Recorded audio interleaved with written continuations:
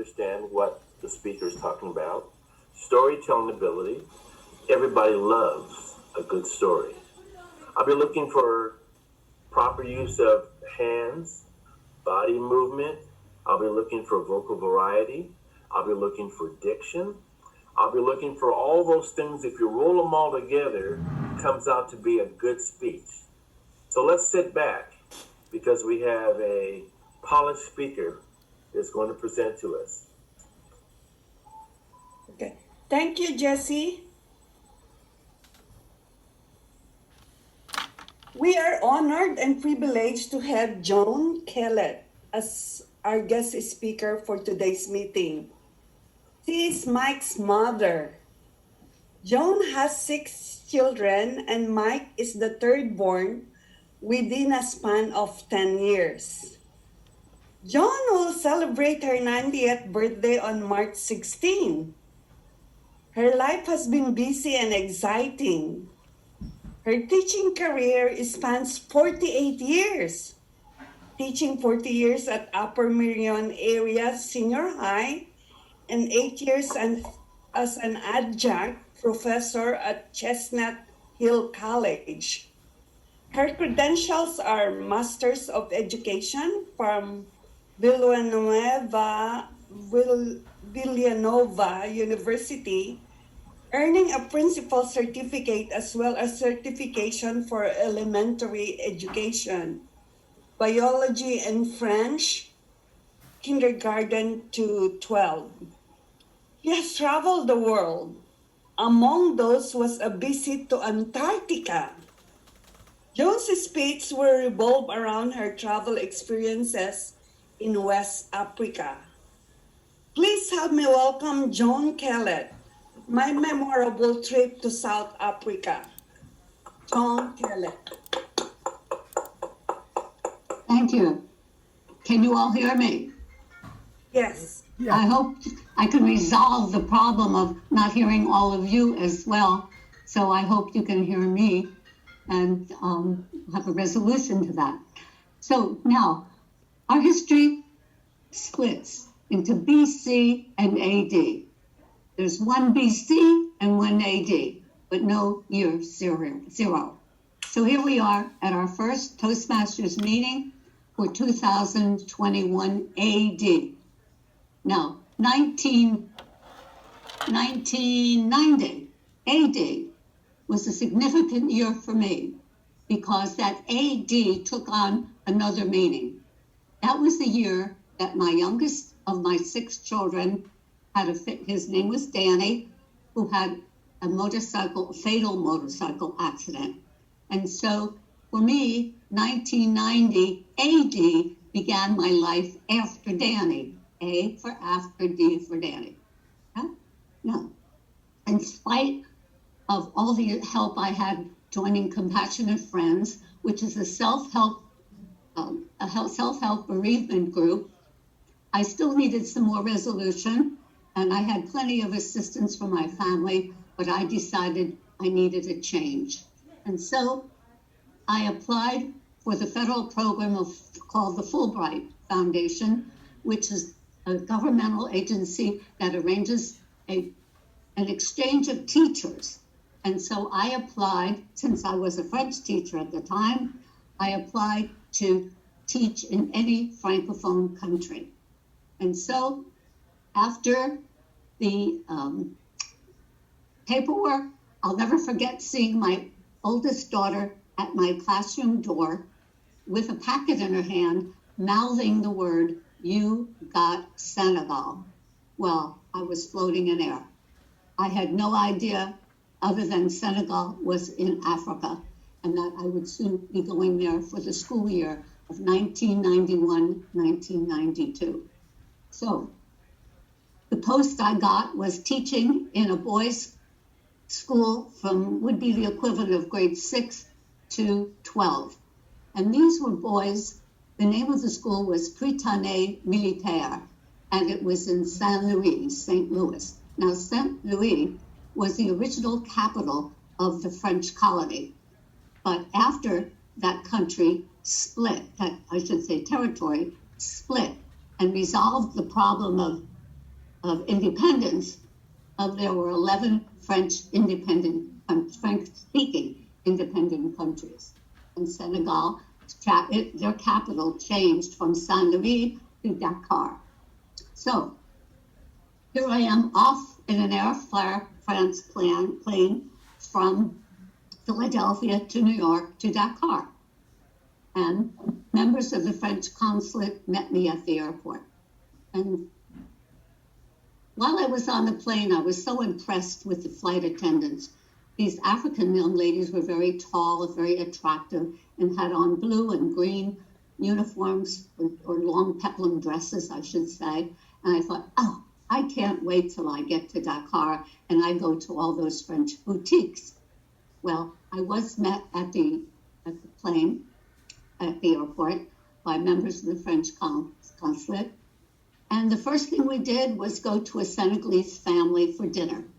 And I really wasn't prepared for this because I wasn't aware that we would be sitting on a low stool on a table very low to the ground. I wasn't aware that dinner would come out on a huge platter for everybody to share. And that there were no utensils, no forks, no knives, no spoons, no glasses, no napkins. All you had was water to rinse your right hand, and then you ate from a common platter. I thought to myself, why didn't I know this when I was rearing my 6 children? I could have resolved a lot of problems. I wouldn't have had to wash any dishes or silverware, have any arguments about them washing the dishes. But anyway, there we were in this new experience of eating with our hand. And after we did that, I realized, oh, I love olives, and there were olives all over this plate.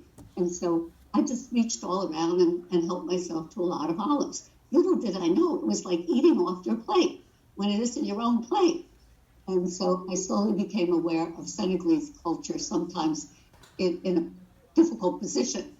And then after dinner, I noticed an elderly gentleman walking in, and the hostess said, well, that's my father. He's coming from his other wife. Well, other wife. And now I realize I was in a polygamous society that the Senegalese religion permits 4 wives, and if you can afford to keep them. And so what the custom is for the husband to share his time equally among his wives. So if they don't all live on the same site, he goes to their cause, their location, and spends maybe 2 days, and then goes to the next and spends 2 days. But if you're all on the same site, he has his own cause, which is a hut, and each wife has her own with her children. Okay? So maybe there could be 40 children in one family, but that was his to resolve. Okay, so now here I was, I wanted change, and here I was in a third world country. There were primarily Muslims. There was, the language was, the official language was French, but the national language was Wolof, which was the largest tribe. I was teaching English as a second language instead of teaching French. And in the middle of the town was a huge Catholic church that was cathedral-like. So I really did realize I had affected a change in my life. Now, after a few days of orientation, we traveled to Saint Louis, where I would be teaching. And I met my enthusiastic students who were top scorers in a test. Now, they came from 10 other French-speaking countries as well. So these were the very best, and they were in a military school.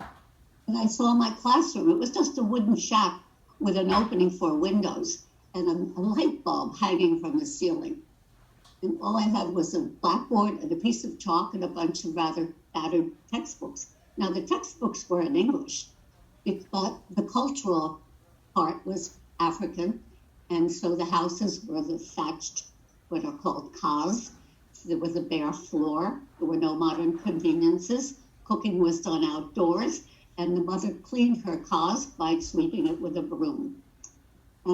Transportation for no one had a car, so the public transportation was a taxi, and cost the equivalent of maybe 25 cents, or a jitney for longer trips. But no matter which form of transportation one took to resolve his problems of getting places, it was you had to wait until the taxi or the cab was, the taxi or the jitney was full before it would leave. Because there were no time schedules. It was when it happened. Okay? So now my students were in from, I'd say, from grade 6, the equivalent of our grade 6 to 12.